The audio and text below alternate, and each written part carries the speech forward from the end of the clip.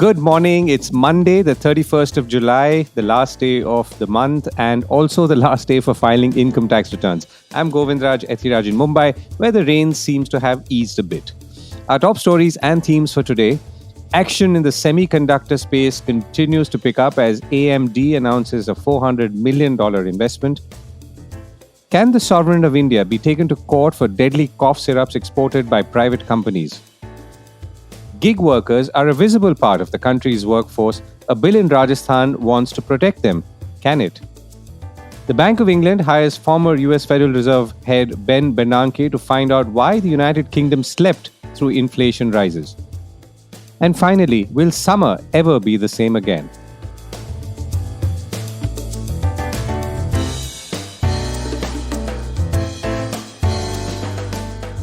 This is a Core Report with Govindraj Ethiraj. More action in the chip space, AMD to step up India presence. I recall meeting with Srini Rajam, who had set up ETM systems in Bangalore many years ago. ETM makes digital signal processors and is considered one of the first companies to build intellectual property which it could license out, in this case for audio and now video codecs. Rajam came from Texas Instruments, which of course had been around in India for much longer. It started in 1985. Intel, Texas Instruments, Qualcomm, and many more are in Bangalore, and many of them do the core design for semiconductors, which make up more than 50% of the value of the chip. Now, these engineers are in India, though developing products for their parent companies, mostly in the United States. India, of course, as we all know, is now in a furious race to start building semiconductors in India, and several projects have already been announced as we've discussed in previous episodes. The last week also saw a major conference held in Gandhinagar, the same place that hosted the finance ministers and central bank governors for a G20 summit just the week before. This time now to woo investors in semiconductors. Prime Minister Modi, who was there, said India was a viable chip-making hub. Earlier, people were questioning our aim to make chips and were asking why invest in India. Now the question has changed to why not. He also added that we were, as in India, was rolling out the red carpet for investors. At the same time, American semiconductor company Advanced Micro Devices, or AMD, announced plans to invest $400 million in India over the next 5 years.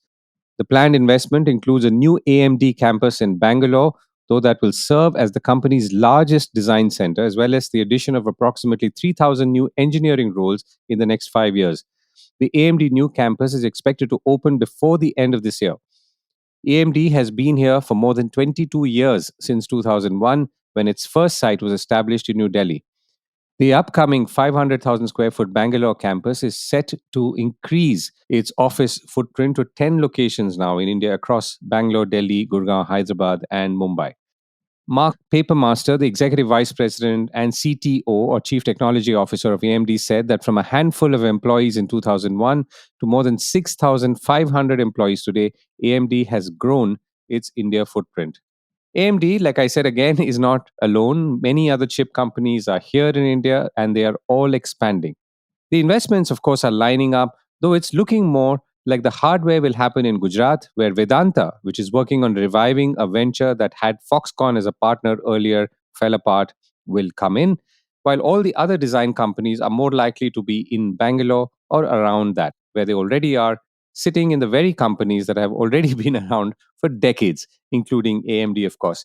Now, all scenarios are, of course, fine, but it will be interesting to see how and where the investments flow within India. Speaking about investments, last week the BSE benchmark fell by about 524 points, and on Friday, July 28th, the Sensex fell by 106 points to settle at 66,160, and the Nifty fell 14 points to finish at 19,646. The BSE benchmark, to roll back a little bit, had hit its lifetime peak of 67,619 on the 20th of July. Now, the week ahead is many things to look out for, including, of course, results season, which continues, and another batch of initial public offers, including a non-bank finance company and a pharma company. The proposed raises are large, between 1,000 to 1,500 crore rupees for these two, apart from 3 smaller IPOs. Can the Indian government be taken to court on a cough syrups case? A presidential task force has recommended the Gambian government to explore legal action against the Indian government, Maiden Pharmaceuticals, and a local drug importer for deaths of 70 children last year due to kidney injury allegedly caused by an India made cough syrup, the Economic Times is reporting. It is safe to conclude without any qualms that the deaths of the 70 children below the age of 5 between July and October 22 related to acute kidney injury are a direct result of contaminated medicines found in 4 cough and cold syrups imported by Atlantic Pharmacy from Maiden Pharmaceuticals in India, the Gambian task force said in its report. Gambia is a small country located on the West African coast and has a population of around 2.9 million. The cough syrups were found to have been contaminated with cheaper substitutes. While deadly cough syrups have been making the news for the right reasons, there are other medicines too which are turning out to be contaminated in India, again for various failures, advertent or inadvertent, in the manufacturing process. Last week, Bloomberg News reported that a cold medication made in India and sold in Iraq is tainted with toxic chemicals, according to tests commissioned by the news agency itself. A bottle of Cold Out, that's the name, purchased at a pharmacy in Baghdad in March contained 2.1% ethylene glycol, according to Valisure LLC, an independent US laboratory. That's apparently about 21 times the widely accepted limit. The compound is lethal to humans in small amounts and played a role in mass child deaths caused by Indian made cough syrups in Gambia and Uzbekistan, Bloomberg said. To return to Gambia again, could the sovereign of India be taken to court? And in any case, what is the current status on this matter, which made headlines almost a year ago? To discuss this, I'm joined by Murali Neelakantan, principal lawyer at Amicus and earlier global general counsel with Glenmark Laboratories and Cipla Laboratories. This is a slightly complicated answer, and I've apologized for that. Responsibility of government happens at two different levels. One is at international law level at the ICJ, where countries fight against each other and say you're responsible for things. Another is in their own domestic courts. When I mean domestic courts, courts in Gambia, courts in Sri Lanka, somewhere else. Now, I understand the Gambian position, which is that the Indian government is complicit in this. This could not have happened without action or inaction of the Indian government. I don't know what the Gambian law on this is. So, in many countries, foreign governments can be sued and they cannot claim sovereign immunity for everything. And therefore, there is a chance, and this might be a test case, where some countries say, listen, the manufacturer is responsible, but the manufacturer couldn't have got to the stage of causing injury or death without some complicity from the Indian government. And therefore, it may be possible to sue foreign governments in local courts, depending on what their law on the limits of sovereign immunity is. So I'd be very keen to see this as a good test case. I don't know where else this has happened. Got it. So let me then expand this a little. The problem about these deadly cough syrups now is almost a year old. And we've seen it go to many countries. There has been all sorts of actions and reactions by various people, including the government of India, trying to make sure that there is better compliance and so on. So where do we stand on that? I think from 2, 3 points. One is from the manufacturing process itself, which is where it all happens. And second is the legal regulatory point where the enforcement of all these laws should take place. I think this has been going on for a very long time in India. It's making news because it's international. So we've had cough syrup deaths in Bombay, for example, if you remember, in the 90s. But clearly, nothing's being done from a regulatory standpoint to make sure that these things don't occur again. So there is clearly laxity in having regulations and in enforcing them. Now, it's only recently that for cough syrups, there was a test protocol to identify ethylene glycol. So despite it being 20 years now, we've only now had test protocol for ethylene glycol. So that's been the delay. Knowing that it's a contaminant, knowing that it's happening, we've done nothing about it. Secondly, it's not a problem only with cough syrups in India. We've seen Indian-made cough syrups failing tests and causing injury and death in many parts of the world. But it's to other products as well. We've seen with creams, we've seen it with eye drops. So clearly there's a big issue that the world sees now with Indian manufacturing. And I give you an example of that, where the Global Fund and MSF have refused to use certain Indian products because they found testing failed and it was dangerous. So now it's become a global issue. From what was essentially a domestic issue, it's now become a global issue. I'm disappointed that the Indian government hasn't done anything. So even when they know that this is an issue, they haven't shut down the plant. If people have died, you should shut down the plant. In many instances, all they've said is, we will not allow you to manufacture this particular product for a period of time. Now, that doesn't really solve any problems. What I would have expected to see is more inspections, more paperwork to be submitted, and enforcement of that paperwork. So you see the whole GMP, good manufacturing practice process, identify what is wrong with it, make sure it is fixed. If it is not fixed, there's a problem with the process, so we'll shut down the plant. That is what the US does. When the US FDA comes in to inspect, it will issue an import alert, which means that you can't produce these products and send them to the United States, which is lock you out of the market because you're a dangerous plant. I would expect something like that in India, where they shut down the plant and say, unless you do the rectification, we won't allow you to do it. What troubles me more is the Jan Vishwas bill that has been through recently, where they are classifying what is acceptable and what is not. So even where it doesn't meet the standard, they're saying it's acceptable. I find that very worrying. So the Indian response is the exact opposite of what I'd expect a good regulator to do. So I'll come to that in a second. But now in a very general way, there are obviously thousands of such manufacturers, and the compliance is also in some ways self-regulatory. I mean, there is obviously inspections which will take care of it and test it. But how do you, in an industry like this, which is so scattered, actually control every let's say batch of ingredients that goes in, where it's mixed and made into something and the product comes out? So it's quite likely that 8 or 9 out of 10 times the product is fine, and it's only that 1 or 2 times when that substitution may have happened of a chemical or an ingredient which has caused this problem. Not quite. Usually what happens with these is that once you can get away with it, you do a batch and you get away with it, then that becomes a bad habit that continues because you think you can get away with it. So it is not as if it's happening in some batches and not happening with the others. With DEG, it's a cost issue. It's a cheaper ingredient, and therefore you will put it through. Similarly, in the manufacturing process, you may use some shortcuts because it's expensive, and then you may put it through. So the issue is the attitude and the culture that we've built in India to saying we can get away with it. So it may be simple things like dissolution. The tablet doesn't dissolve. Maybe simple things like the content of the ingredient in the tablet. It's not just chalk, it's more than chalk.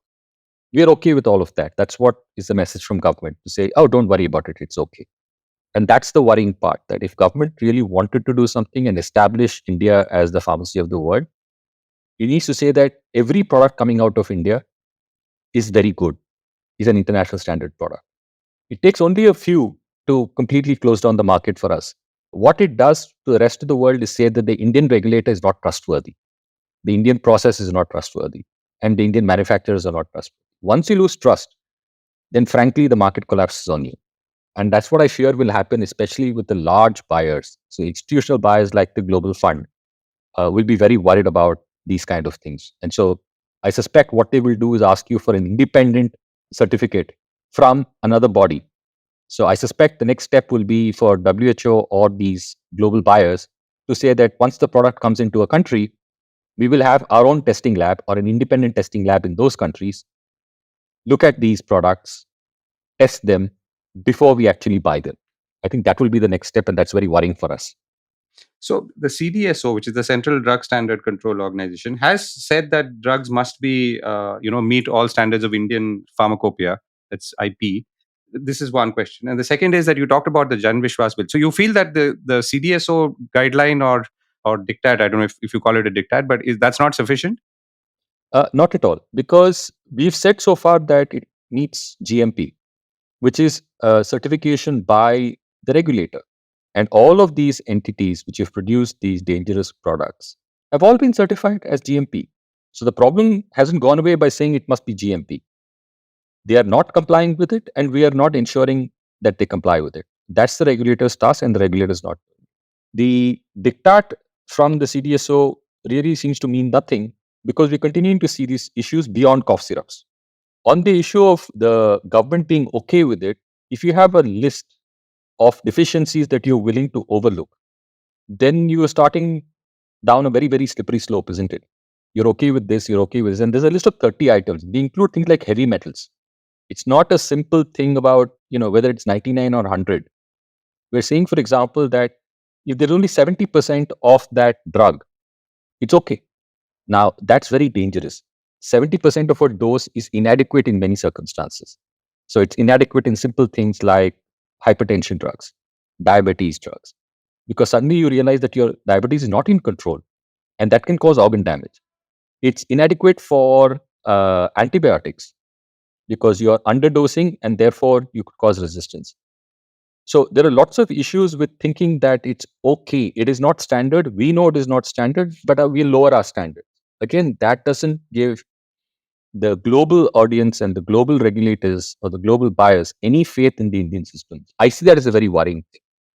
I mean, the Jan Vishwas bill does talk about, I mean, it's a separate debate. I don't want to get into it right now, but because it's more domestic, I'm assuming. It does talk about allowing compounding of offenses as opposed to imprisonment, which was there earlier, which I think is a concern that's been expressed at this point. It is. But what they're saying is that we will not prosecute for these deficiencies in the product. So I think of it as we're allowing you to get away with it by paying a small fine. And that attitude to it is what is worrying. So the global audience will look at this and say, we don't trust your system. Rather than fixing the system, you're saying we'll let you get away with it with a small fine. So that is the messaging that will go across. And that for me is very worrying. Okay. So you're saying whether the nature of that, let's say, dilution of medicine, I mean, basically, let's say the efficacy is lower. So even if the government is saying that we will not prosecute you for that and only fine you, what you're saying is that whether it's just lowering of efficacy or whether it's toxic in terms of the ability to, let's say, cause harm, they should be treated alike. I think we should have standards and not dilute them, especially at a time like this when we've had so many disasters on so many products. The messaging is just very, very wrong.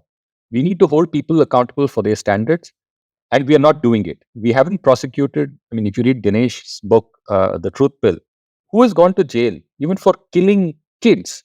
We know the story from 4 years ago where the cough syrup killed kids in Jammu. Nobody has gone to jail yet for it. So there is where we expect enforcement. We don't see it. Instead, we have the reverse saying we won't even prosecute you. You can pay a fine. I'm not saying it's going to happen in every circumstance, but the last 40, 50 years tells us that we don't enforce, we don't put people in jail, and people are therefore lax about quality standards. And now we're seeing it at a global scale. Very worrying. Right. Murali, thank you so much for joining me. Not at all. Will a new gig workers bill help them? The state of Rajasthan has introduced a new bill to protect gig workers, a subject that has seen much discussion, particularly in the last few years, in step with the rise of the gig economy, but not much action. The Rajasthan Platform-Based Gig Workers Registration and Welfare Bills extends rights to gig workers, such as being registered with the state, having access to general and specific social security schemes, and having an opportunity to be heard for any grievances, among others. An important component of this law is the setting up of a platform-based gig workers welfare board with multiple stakeholders being present, apart from the government, of course. Now, there has been much clamor for laws that support gig workers that are informal and yet more visible than, say, traditional informal economy workers, who in any case represent around 90% of India's workforce. The Rajasthan bill is a step in this direction, though it's not clear how well it will work, particularly when no other state has similar laws, or how companies with a pan-India presence could comply that easily. It does, however, seem like a first step towards formalization. I try to pose two questions. First, what does this bill say and mean? Second, where do gig workers in general stand post this move, particularly and also in other parts of the country? I reached out to Sabina Dewan, president of JustJobs Network, a global research organization with an India presence and which also produces empirical research on job creation and workforce development. So let me first take you through the key tenets of the bill. So this bill sets up a platform-based gig workers welfare board that will be governed by government bureaucrats, representatives of gig workers, representatives of aggregators or what they call primary employers, and then a couple of other civil society and other experts, all of which will be nominated by the state government. So now this welfare board, this platform-based gig workers welfare board, does three things. One, it enables workers to register with the state. So the state government will maintain a database of gig workers and generate a unique ID for each of these workers. The second thing that it does is it gives workers technically the access to general and specific Social Security schemes. And this is significant because presumably, once these workers are registered with the state and they become visible, sometimes these self-employed disaggregated workers are not visible to the state. So once they become registered, they become visible to the state. And this would presumably make it easier for them to access existing government schemes and Social Security as well. But the development that I think most people are very excited about is the setting up of a platform-based gig workers fund and welfare fee. And what this is that the aggregators will have a fee levied on them for every transaction. So a percentage of every transaction will actually be put into this fund that will then presumably be used to extend benefits to workers. The government has yet to notify us on what that percentage of each transaction will be, but this fee will be imposed on aggregators, and there are penalties if the aggregator fails to pay. The last thing that the Welfare Board does, and this bill, it provides a grievance redressal mechanism. So workers can actually raise complaints that technically should be addressed through the welfare. So that is, in essence, what the bill is and what it does. With respect to what my assessment of the bill might be, I think that this is a very well-intentioned bill, but it's built on flimsy foundations that will be really hard to implement. And I think eventually it'll leave most of these workers exactly as they are now. What was exciting about the conversation around gig work and gig workers was that it opened the door to a bigger conversation at a time when there's growing uncertainty in the world of work. You've got technology that's causing disruptions, climate change, the energy transition coming out on the heels of the pandemic, all of which are causing lots of disruptions in the world of work. At this time of uncertainty, the discussion around gig work and gig workers created an opportunity to have a real conversation about providing labor protections and Social Security and strengthening worker voice. And what I find disappointing is that rather than thinking through national and state systems that provide iteratively universal coverage to all workers, and this could start with, starting with those below a particular income threshold and then gradually expanding. Instead of actually talking about universal coverage, we're settling for a bill that would actually end up excluding most workers who ought to get these entitlements. The larger question that strikes me is that this is one state, and many organizations who have gig workers in that sense are pan national or pan India. So, obviously, if I'm a gig worker in Rajasthan, I might get covered, assuming this goes through in this form. But if I'm in any other state, including, let's say, a neighboring state of Delhi or Punjab, Haryana, I will not get covered. Is that correct? Yes, that is exactly correct. So one is it is only relevant to those that are actually primary employers that are registered in the state of Rajasthan, and all other gig workers will be left out. But equally important is even if we just look at Rajasthan as our laboratory, and the hope is that eventually other states will do the same thing. This bill itself leaves out a large portion of self-employed workers that we should be talking about providing entitlements to.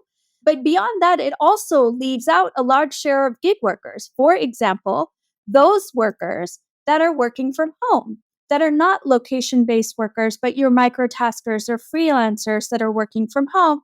And many of these are women, right? So once again, we have evidence of another piece of legislation, as well-intentioned as it is, and how it's being applauded across the nation as being a groundbreaking piece of legislation for workers, actually leaves a large share of workers outside of the entitlements, including a large share of gig workers, and many of which are likely to be women. And what's your sense on how this is likely to play out in other states? I mean, are other states looking? I mean, I'm sure they've been working on this even earlier, but is it likely that other states will come up with similar regulations? Is there likely to be a national common legislation for all of this?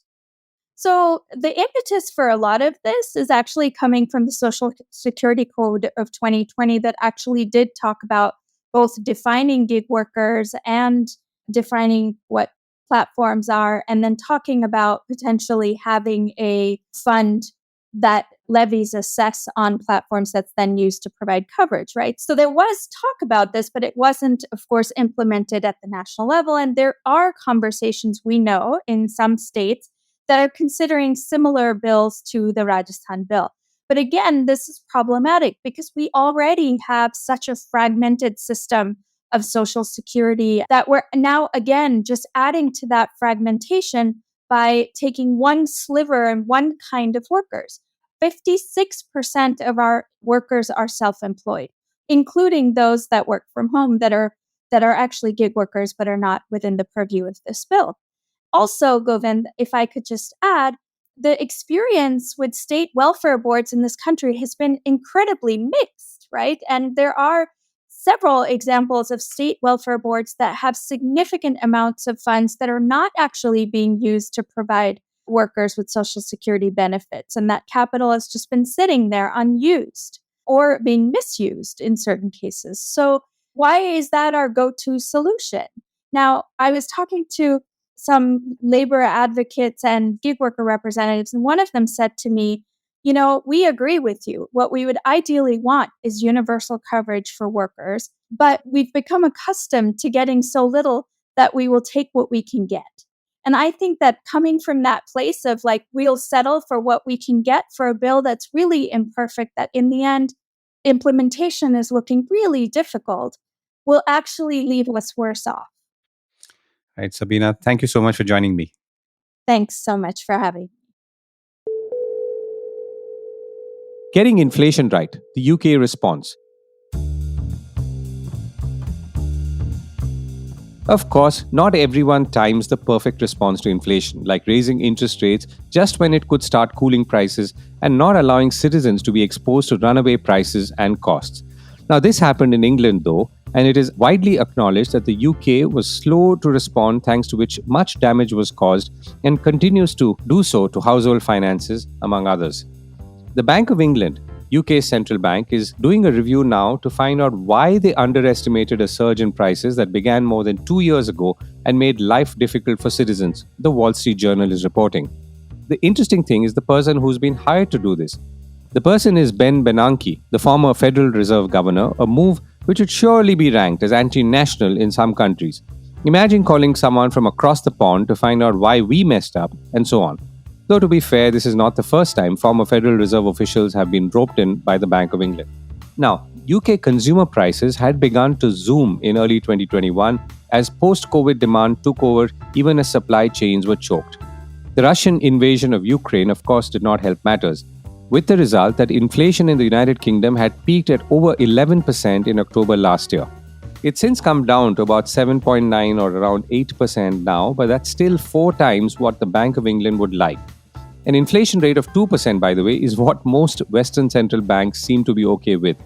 At this level, just to remind you, me and ourselves, that inflation in the UK is higher than in India, which is now at about 4.8%. Such a reverse differential is rare. In June, a committee of lawmakers had called for a review of the Bank of England's forecasting process, and the Bank of England acknowledged that it made mistakes, reports the Wall Street Journal. Anyway, the findings of this review by Ben Bernanke will be published in spring 2024. I'm not making a case for any such review of the Reserve Bank of India's actions in the middle of last year. Though financial journalist, writer, and columnist Shankar Iyer did say in May 2022 that while the world was on fire with inflation, the Reserve Bank of India was hemming and hawing. He also did write then that there was a perception in the financial markets that the Reserve Bank was second-guessing the union government, and the oft-repeated theory about lower interest rates helping government borrowing as also enabling investments and growth.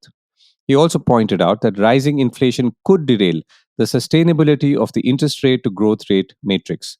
And finally, that the Reserve Bank, to preserve its autonomy and credibility, needs to act autonomously and credibly. This was, of course, last year. Back to now, speaking of inflation in general and not the Reserve Bank, the US Federal Reserve approved an expected interest rate hike that takes it to a 22-year high.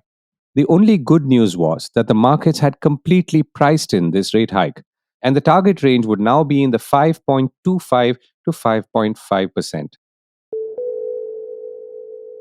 Summer no more.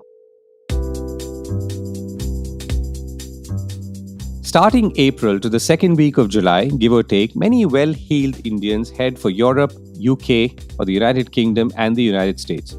So much so that people often quip that you are more likely to see your neighbor from Delhi or Mumbai in London in these months than maybe you would back home. This is, of course, the neighbor you didn't want to see at any time or any place. Many of these travelers from India have now returned as schools have reopened and presumably work beckons for the parents. Might this change from next year? Writer and historian Niall Ferguson, writing in Bloomberg, says an entire economic system has evolved to meet our summer needs. He's, of course, referring to people in the West flying within the West, mostly from North America to Europe and vice versa, and in and around. Heat waves are changing all of this. Niall Ferguson says that Marriott is the largest international hotel chain in Spain with a total of about 14,000 rooms, but the Spanish Meliá Hotels has more than twice that number and has seen its stock fall by half over the last 5 years. Rising global temperatures, he says, would appear to be killing this version of summer, referring to the fun, frolic, and beaches. None of what I have described is enjoyable if the mercury is above 30 degrees Celsius, he says. Indeed, he argues, sunbathing becomes life-threatening. And who wants a week on Corfu if a large tract of that island is ablaze? This summer, he says, in southern Europe has been less Barbie and more Oppenheimer. He quotes figures to say that there are 2.7 times as many days with mid-afternoon temperatures above 30 degrees Celsius in Athens, 3.7 times in Barcelona, 8.1 times in Paris, and an amazing 10.4 times in London. All these cities are close to the sea, so it's not surprising that popular summer seaside destinations such as France's Côte d'Azur and Martha's Vineyard have been notably warmer in recent years than they were in previous centuries. And by the way, I noticed that the Wall Street Journal has 3 articles on just summer heat on its homepage, ranging from Houstonians, America's 4th largest city, moving indoors, to streets getting so hot that it's burning, and when to just go inside. Back to India and Indians, we are not, of course, as affected by heat. Rajesh Podar, Western Region Chairman of the Travel Agents Association of India, tells me that this season has gone fine, but of course we don't know about the next. And people are still booking tickets for Greece, though a few months later. Also, many people did not get visas for Europe this year. Maybe they would thank the stars that they did not get to revisit a Delhi summer while actually trying to get away from it. Instead, many of those who were denied visas, and of course many others, went to Vietnam, Hong Kong, Singapore, and others, heading east. In the next year or so, with more non-stop eastbound flights starting or restarting, including to destinations like Bali, which of course is dealing with a different problem, an overdose of tourists from Russia and Ukraine. So will extreme weathers affect travel plans to these destinations? Maybe, maybe not. Though Indians are particularly resilient travelers, landing up, for example, in Thailand in the middle of civil unrest some years ago, while most other international tourists had fled. The urge to get away somewhere for these few months is strong, but next year may be tougher or as tough. It will not be so much fun for sure, particularly for big families with children. That's it from me for today. Have a great week ahead and do stay in touch and do reach out to us with all your comments and feedback. You can write to me on govindraj@thecore.in or reach out to us on LinkedIn or, of course, X, which is, just to remind you again, Twitter.